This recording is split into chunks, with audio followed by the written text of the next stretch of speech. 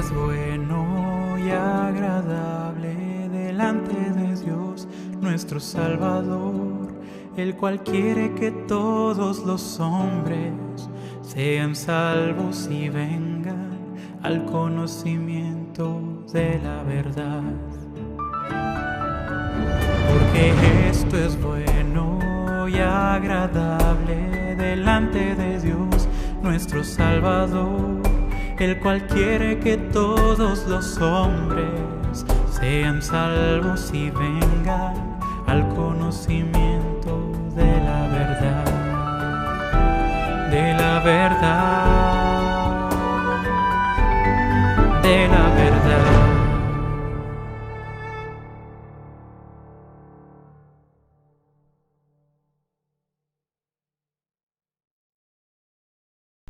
Buenas tardes, hermanos. Antes de continuar con la alabanza, me gustaría dejaros unos versículos.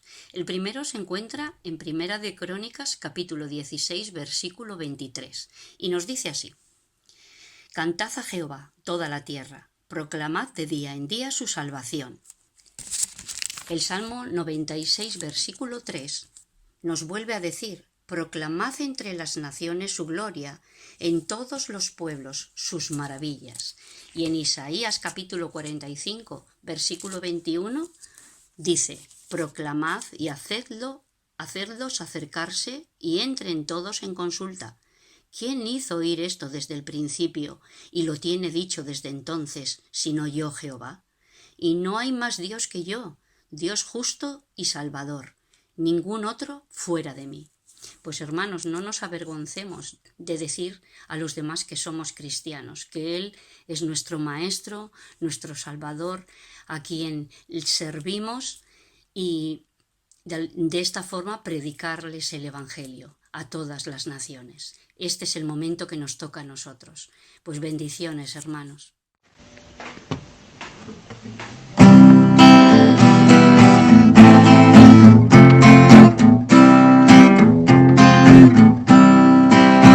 Diré al mundo que soy cristiano, vergüenza no hay en ser de Él. Diré al mundo que soy cristiano, donde Él me guíe, yo iré. Quiero decir que Cristo me ama y que me ha dado la salvación. Sé que si confías, también su gracia recibirás. Diré al mundo que Jesucristo es mi Maestro, mi Salvador, mi vida toda a Él le rindo, donde Él me guíe, yo iré. Diré al mundo que Jesucristo un día en las nubes regresará y que debemos hoy prepararnos para ese día con Él estar. Pues su venida no lo sabemos, si será pronto, se ha de tardar. Ojos nunca han visto gloria mayor que aquella que Él mostrará. Oh, dile al mundo que eres cristiano, no te avergüences de ser de Él. Y dile al mundo que eres cristiano,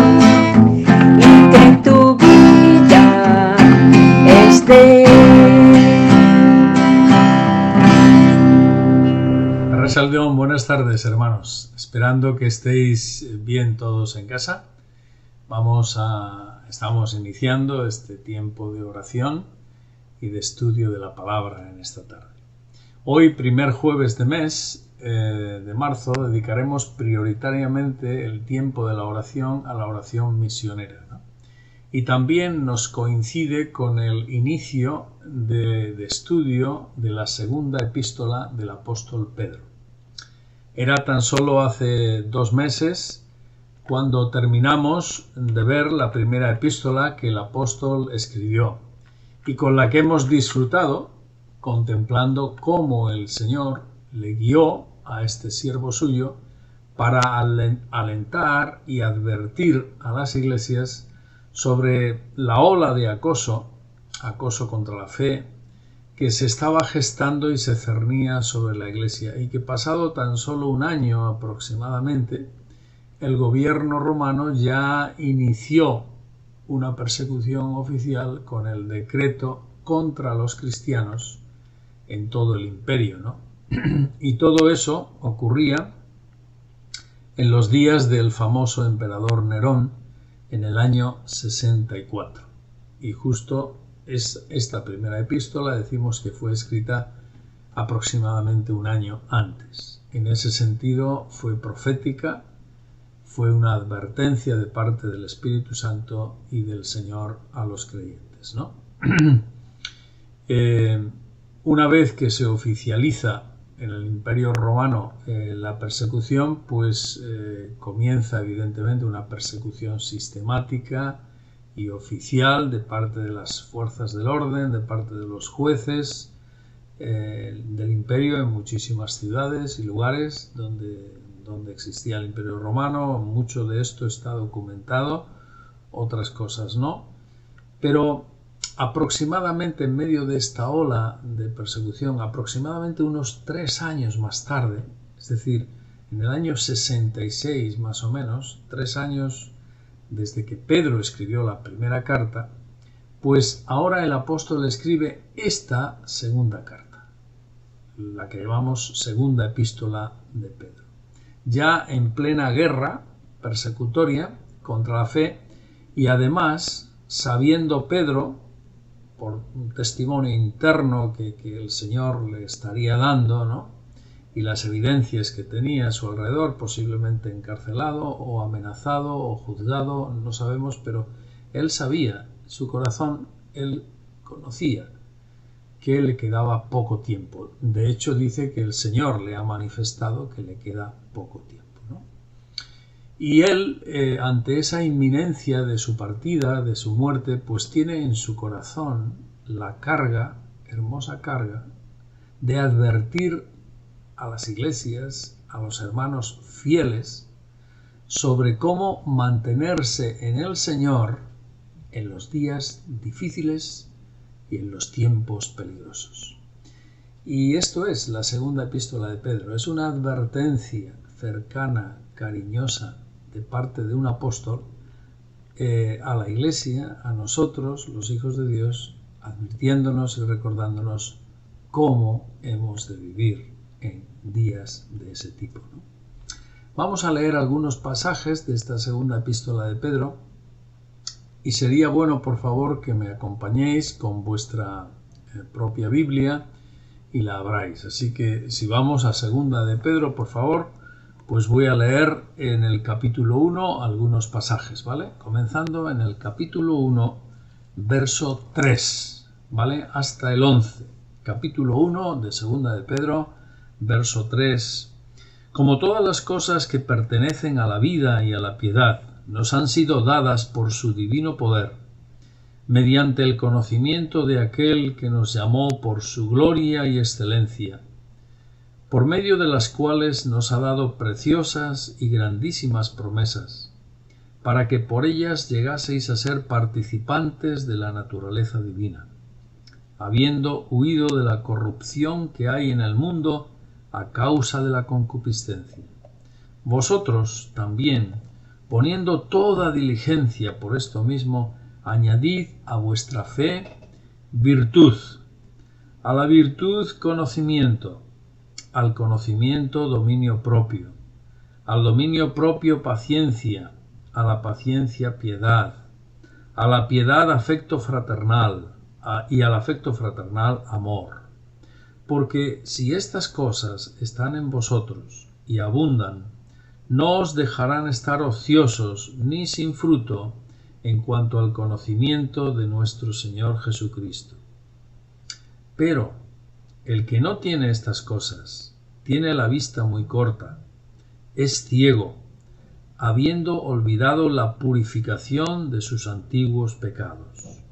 Por lo cual, hermanos, tanto más procurad hacer firme vuestra vocación y elección, porque haciendo estas cosas no caeréis jamás. Porque de esta manera os será otorgada amplia y generosa entrada en el reino eterno de nuestro Señor y Salvador Jesucristo. Hasta ahí leemos en verso 11, ¿verdad? Ahora vamos a continuar, por favor, leyendo en el verso 19 de este mismo capítulo 1.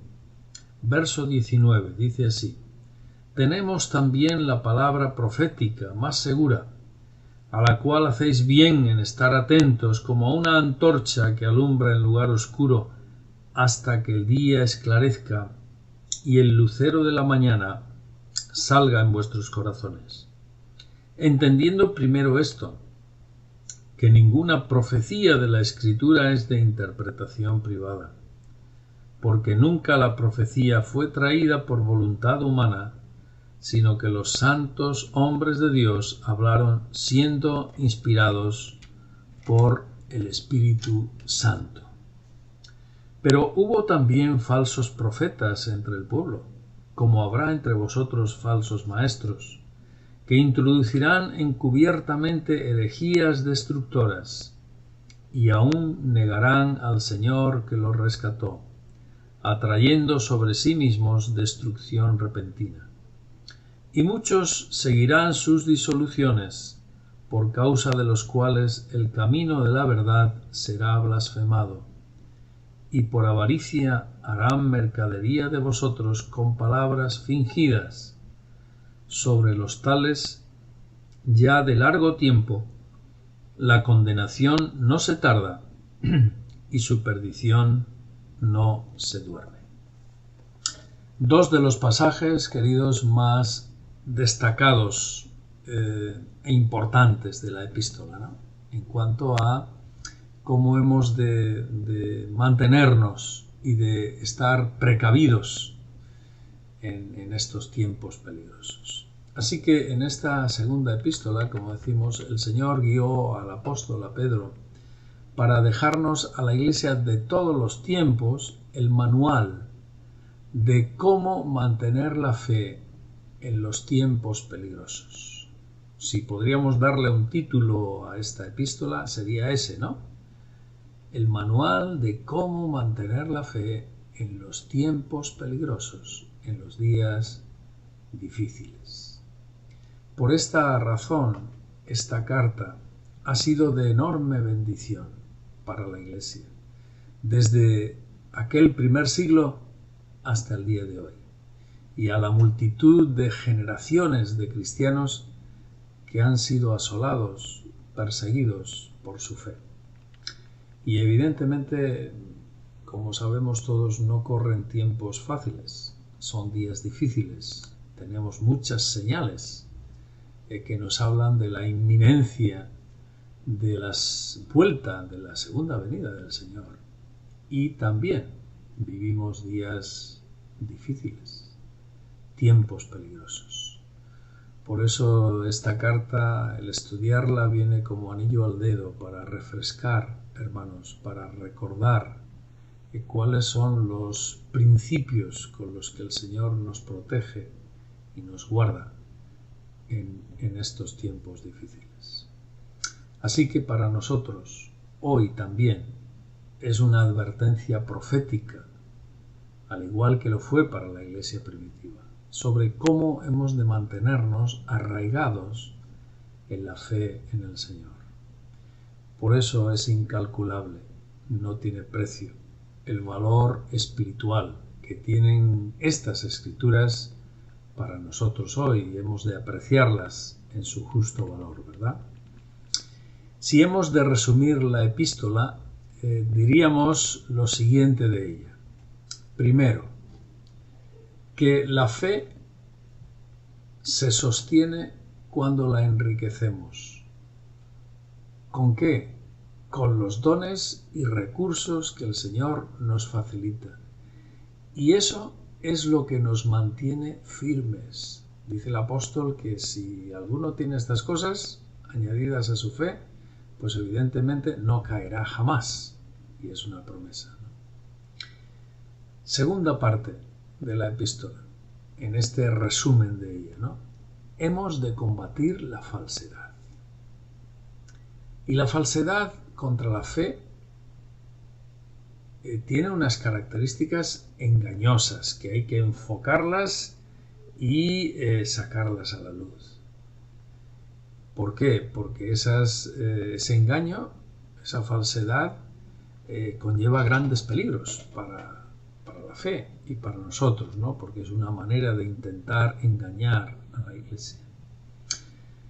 En tercer lugar, resumiendo la epístola, diríamos que los tiempos peligrosos se distinguen por el menosprecio y la burla a Dios y a su palabra, por supuesto, ¿no?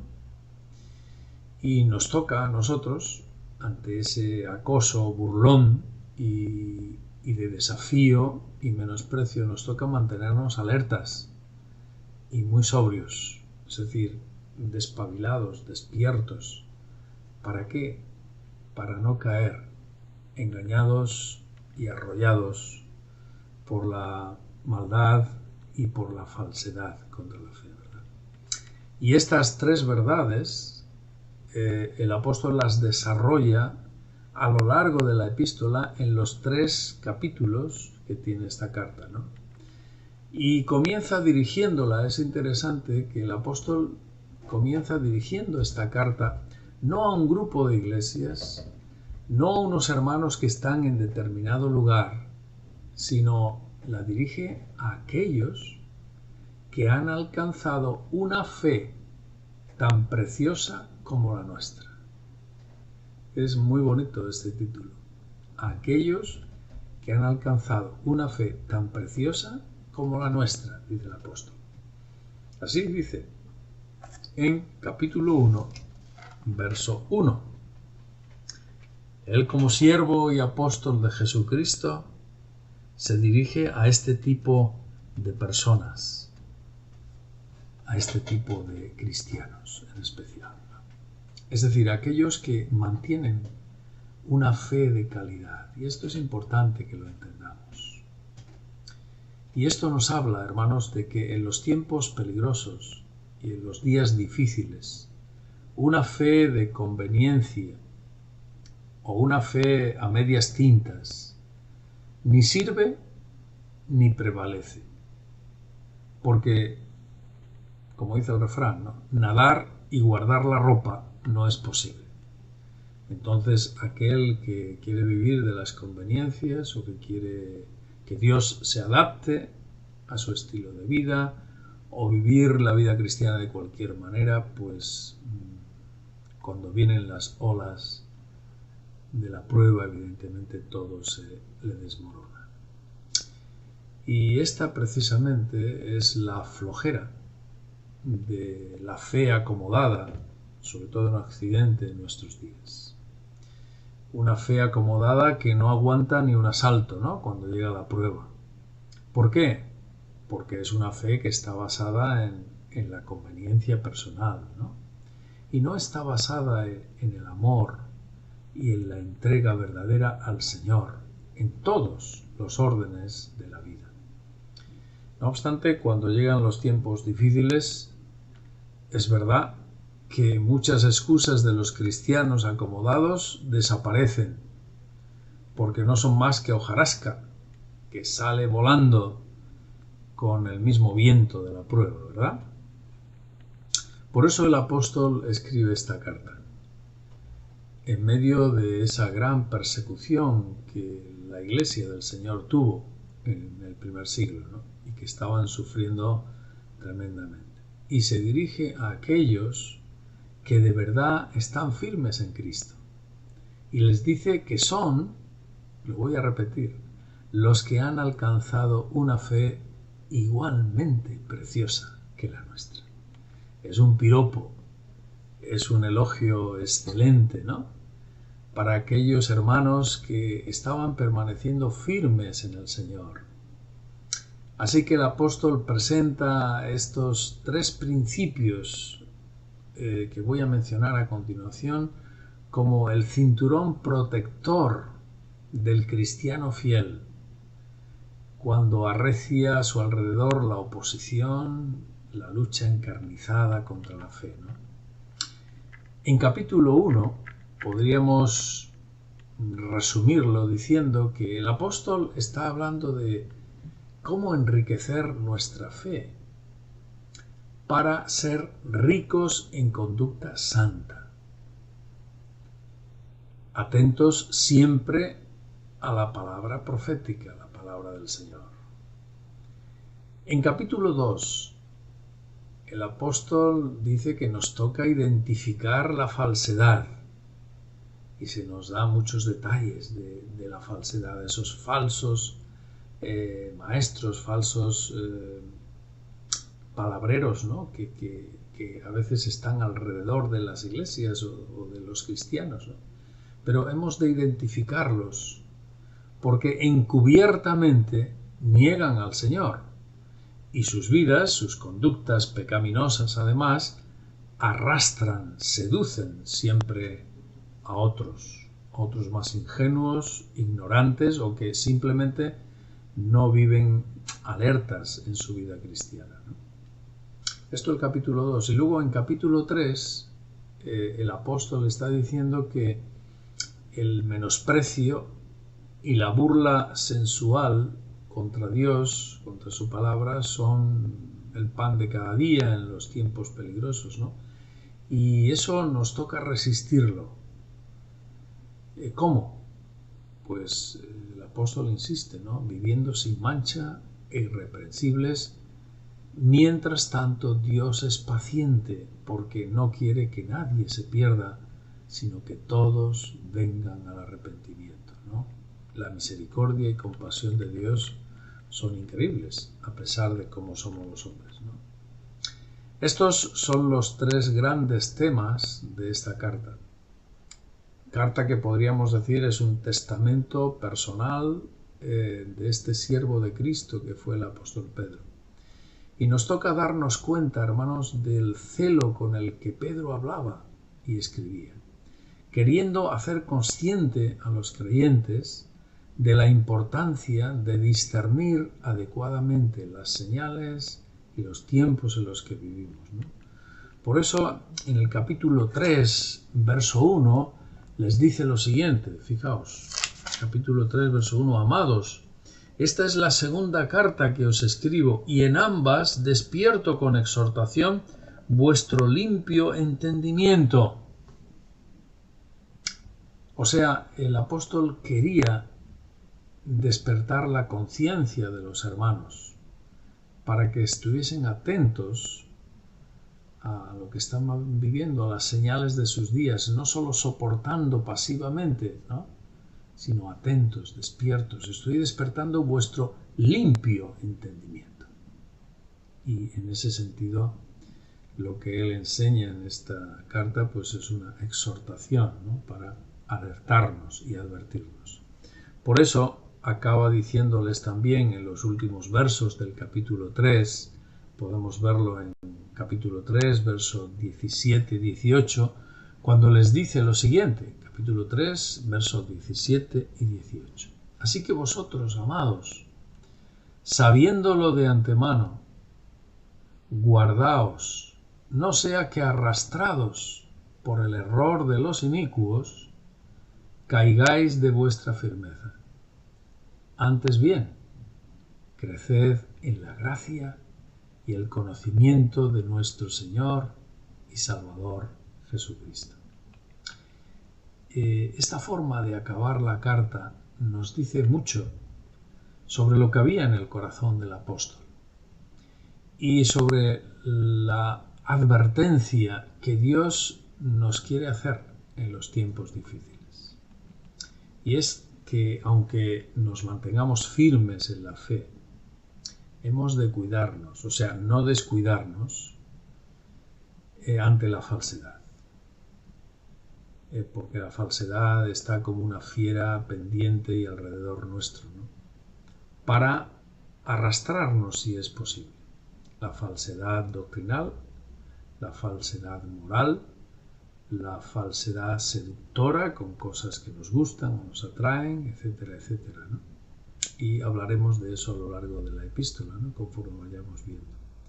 En cambio, lo que quiere decir el apóstol cuando despierta nuestro limpio entendimiento es que hemos de procurar, capítulo 3, verso 18, procurar crecer en el conocimiento de Cristo, tal como vimos en el capítulo 1, ¿no? Enriqueciendo y añadiendo a nuestra fe. Por eso, queridos, esta epístola es tan importante a la hora de que la Iglesia pueda mostrar y anunciar a Cristo.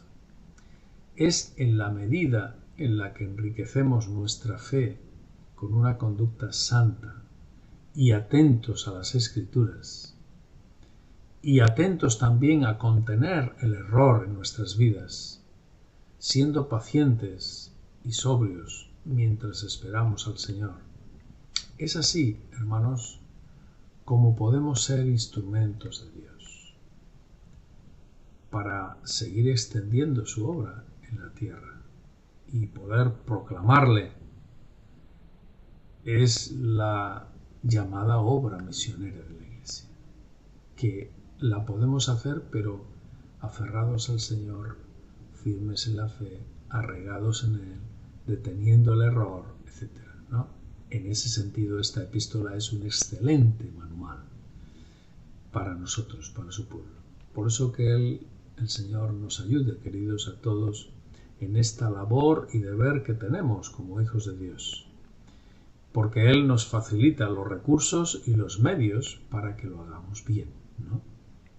Tengamos pues esta mira mientras vayamos viendo en estas próximas semanas paso a paso esta epístola, que la iremos exponiendo entre los distintos hermanos con ministerio de la palabra, ¿no? Y vamos a ir viendo al Señor, escuchándole y siendo alentados por Él para saber cómo resistir. Así que bendiciones, queridos, y ahora dispongámonos para la oración delante del Señor, con el deseo de bendiciones para cada uno. En la tierra habrá conocimiento de la gloria del Señor, como las aguas cubren el mar. En la tierra habrá conocimiento de la gloria del Señor, como